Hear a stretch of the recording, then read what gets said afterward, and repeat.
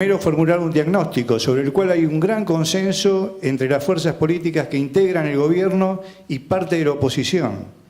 Como antecedentes a ese consenso tenemos el documento que presentaron los exsecretarios y que firmaron los candidatos a la presidencia de la Nación en el año 2015 y que ratificó el presidente de la Nación en su ejercicio creando el Consejo Consultivo, al cual Daniel ha hecho referencia, ha firmado el Pacto Federal Energético, integrando a las provincias a esta discusión, y ha creado el Consejo Federal de Energía. ¿Cuáles son los temas que tienen que ver con este diagnóstico? También los compromisos que se asumen en el marco de los acuerdos de París y de la lucha contra el cambio climático. El sector energético, ya nos va a decir Daniel, es uno de los principales responsables de las emisiones de CO2 y de la insostenibilidad del planeta con este modelo de consumo. El plan no es un plan teórico, tiene restricciones. Esas restricciones sobre las cuales ha trabajado durante estos 2 años el Ministerio de Energía tienen que ver con los mercados intervenidos, que requieren ser reorganizados, definición de nuevos modelos de mercado, se habló, y contractualizados, mecanismos de participación pública-privada, etc. Reformulación de las instituciones, que también fueron intervenidas en el gobierno anterior y que actualmente están siendo normalizadas. Restricciones físicas que tienen que ver con la continuidad de decisiones tomadas por el gobierno anterior, que este gobierno, por la continuidad jurídica de los estados, ha tenido que ir resolviendo. Central termoeléctrica de carbón, centrales nucleares, etc. Hidroeléctrica de Río Santa Cruz. Y restricciones económicas que tienen que ver con los precios intervenidos, y los subsidios, como hemos dicho, son insostenibles y que están siendo disminuidos paulatinamente. Horizonte de un plan energético, 20 años. Mezcla de política energética, mezcla de escenarios socioeconómicos y energéticos. ¿Cuál es el aporte técnico? Porque, digamos, más allá del discurso y de la visión política hay que bajarlo al aporte técnico. El aporte técnico tiene que ser capaz de construir modelos de optimización física y económica que permita incluir la evolución de la demanda de energía, la eficiencia, la descarbonización, la expansión del sistema, las nuevas tecnologías. Hay que construir un modelo teórico optimizado para que ese nos permita formular un plan energético estratégico que tiene que ser, como decía también Daniela, digamos, en su intervención anterior, coordinado primero al interior del Ministerio. Tiene que haber en el interior del Ministerio de Energía consenso respecto de las hipótesis y los resultados de ese plan. Luego, consenso en el gobierno respecto de la infraestructura necesaria, los objetivos planteados, las inversiones, los programas y los precios que se esperan. El plan tiene que tener viabilidad técnica, económica, ambiental y política. Requiere consensos, como dije, internos, requiere ser presentado y discutido en todos los ámbitos con las fuerzas políticas, con las provincias, con el sector privado, con los gremios y con la sociedad civil. De la búsqueda de esos consensos con sectores y actores estratégicos saldrá probablemente un acuerdo que podrá ser cristalizado en el Congreso de la Nación como una ley que termine sancionando un plan nacional energético, nacional estratégico. Si no se consiguieran esos consensos, hay otros elementos, pero estos son los objetivos de máxima.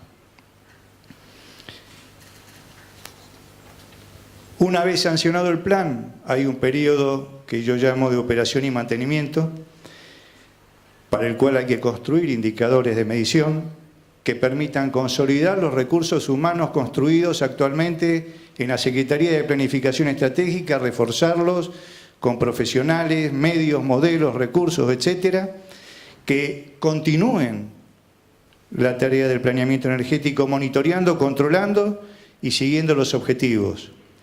que puedan hacer una revisión y ajuste de los parámetros modelizados y los resultados obtenidos, porque, como ustedes saben, mirar el futuro no nos garantiza que ese futuro que nosotros proyectemos sea el que realmente se va a producir en la realidad. Y a partir de ese monitoreo, de esa revisión, de esa verificación, actualizar permanentemente el plan todos los años con, digamos, corrección de los supuestos. Coincido totalmente con lo que planteó Daniel al principio, es una obligación indelegable del Estado Nacional el planeamiento energético. No puede ser el planeamiento energético estratégico nacional delegado en agencias de menor jerarquía, por las implicancias que ello tiene. Finalmente, el plan es una herramienta técnico-económica que permite la toma de decisiones racionales en materia de política sectorial y permite conocer las implicancias cuando estas decisiones, por las restricciones planteadas, se apartan del óptimo y constituyen nuevas trayectorias. Estamos en un momento fascinante del mundo energético y del sector energético. Esta mañana se habló, estamos en un momento de transición hacia un nuevo mundo energético, si es que los tiempos y el clima lo permiten. Esa transición impone nuevas tecnologías, cuya velocidad es controvertida, más lenta, más rápida, pero no se discute la trayectoria. La trayectoria del sector energético va hacia un planeta descarbonizado. ¿Cuándo será eso? No lo sé, pero esa es la trayectoria. La Argentina tiene que estar preparada para estos cambios. Los recursos humanos y el planeamiento son los que miran cómo se producen estos cambios y los que retroalimentan a los sectores operativos para que estos cambios realmente se traduzcan en ventajas comparativas para nuestro país.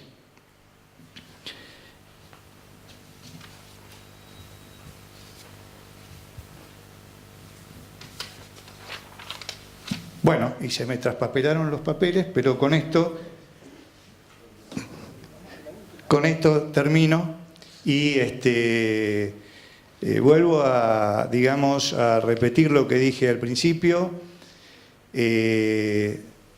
La posibilidad de estar hablando de estructuras, instituciones que se dedican al futuro energético del país, saliendo de un pasado oscuro, me producen una gran satisfacción y espero que esto siga avanzando hasta la concreción de resultados concretos. Gracias. Bueno, ahora vamos a escuchar a Jaime Persic de la Fundación Ditela.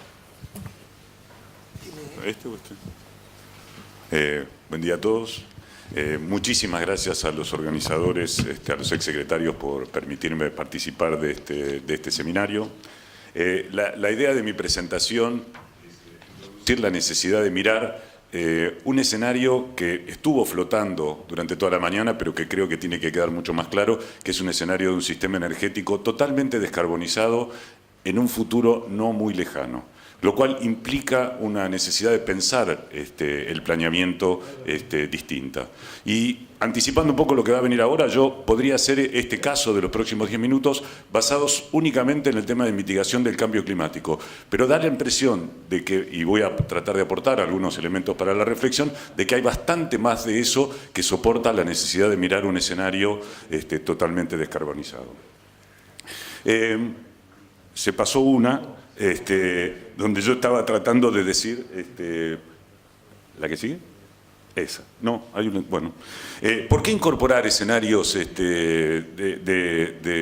descarbonizados? Y el primer punto, de tener una mirada muy extrema, ¿sí? O sea, no miradas como hacemos normalmente, que es proyectamos la tendencia de la demanda y tratamos de ver en esa tendencia de la demanda cómo hacemos para abastecerla con los elementos de provisión, de oferta que tenemos a mano, porque viene un futuro totalmente distinto. O sea, que tenemos que pensar que la demanda, primero, puede bajar muchísimo, porque hay herramientas tecnológicas para eficiencia energética que pueden hacer, con los incentivos adecuados, que la demanda baje. Se habló muchísimo hoy del tema de eficiencia energética como una herramienta clave para el planeamiento, y además porque mucha de los consumos que tenemos basados en combustibles fósiles van a pasar a electrificarse.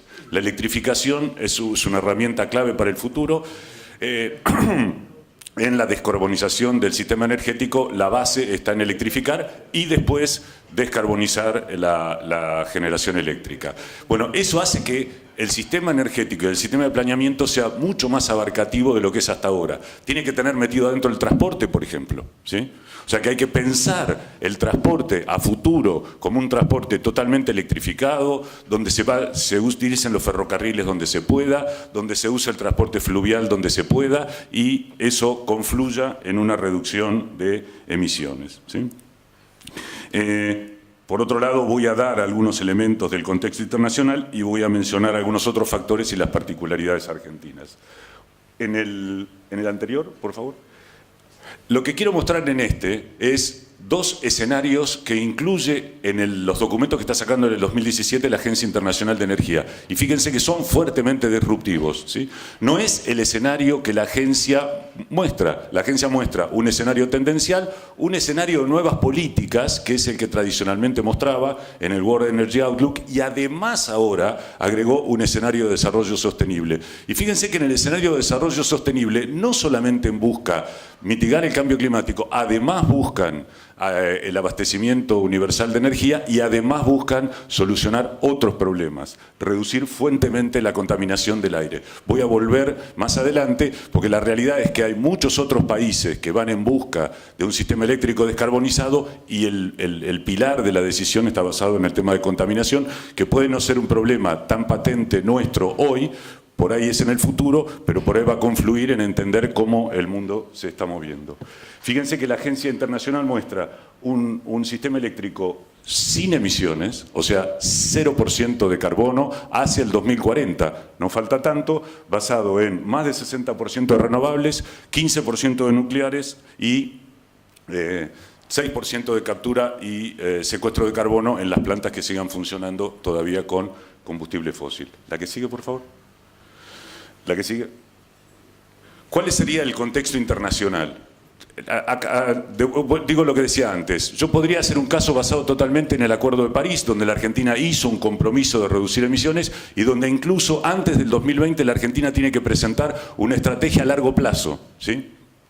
En ese escenario, la Argentina tendría un caso para mirar un futuro a mediano o a largo plazo con una descarbonización alta. Pero además, lo que uno puede observar es que otros países tienen una tendencia que han estabilizado sus emisiones, y no es el caso argentino. Y cuando estoy hablando de estabilizar sus emisiones, fíjense que China, Estados Unidos y la Unión Europea han estabilizado sus emisiones. Los últimos 3 años, falta mirar que tal vez de un nivel un poco más alto, pero son países importantes que han conseguido dejar de crecer en emisiones y han conseguido despegar el crecimiento de la economía del crecimiento de las emisiones. Y eso puede traer consecuencias para nosotros, porque ya en el pasado los Estados Unidos siempre miraron a los acuerdos de cambio climático como un problema basado en el free riding chino que seguía creciendo en emisiones. Y eso va a empezar a pasar ahora por parte de países que ya tienen el 60% de las emisiones, que van a empezar a buscar que otros no hagamos free riding, o sea, seguir con el acople entre emisiones y Producto Bruto. Por otro lado, empieza a aparecer un tema de competitividad climática. Los países que tengan una huella de carbono más baja, daría la impresión que en el futuro van a tener mayores facilidades para la exportación, porque la huella de carbono va a empezar a aparecer como una barrera para arancelaria. Un punto más que es clave sobre el tema de China, ¿no? El tema de China. China ha prometido que va a llegar al pico de emisiones totales en el 2030, y si uno mira ese pico de emisiones se está produciendo bastante antes que el 2030. ¿Por qué se produce eso? Obviamente porque están buscando solucionar otros problemas ambientales. En 2 minutos voy a llegar a eso. Están empezando incluso a incorporar tecnologías limpias en proporción más altas que en ningún lugar del mundo. Cualquier tecnología que uno busca limpia, el mayor lugar donde se está invirtiendo es en China, y va a haber mucha presión por llevar esas tecnologías a otros lugares del mundo. Es obvio que hay una competitividad enorme de las nuevas tecnologías, los precios de renovar lo están mostrando, los costos han bajado en forma dramática, pero aparecen otras cosas que van a seguir bajando en el futuro. Por ejemplo, las baterías en los últimos años, comparando 2010 con 2017, han bajado 40% y se pronostica que van a seguir bajando. Y por otro lado, en eficiencia energética también hay disminuciones de precio enormes. Era impensable hace 5 o 6 años imaginar que la mayor parte de la iluminación iba a ser lámparas LED, y ahora es absolutamente previsible. Vuelvo con el tema de otros factores. Hay un paper muy interesante de la OECD del año 2016 que habla sobre los costos de la polución, ¿sí? Y la OECD identifica globalmente y con un impacto muy fuerte,